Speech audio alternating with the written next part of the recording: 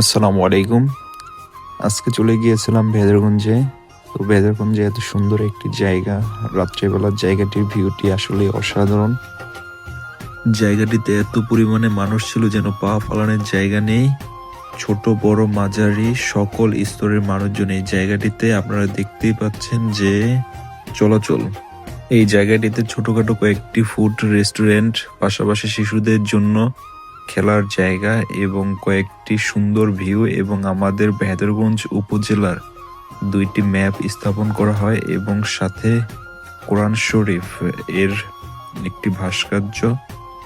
গাছটিকে কত সুন্দরভাবে লাইটিং করা হয়েছে, এরই পাশাপাশি কত সুন্দর একটি ঝর্ণা স্থাপন করা হয়েছে। আপনারা দেখতেই পাচ্ছেন যে আসলে প্রিয় শরীয়তপুরের ভেদরগঞ্জের এই জায়গাটি খুবই সুন্দর একটি অসাধারণ একটি জায়গা হয়েছে। এর পাশাপাশি যদি আরো কয়েকটি জায়গা যদি এরকম সুন্দরভাবে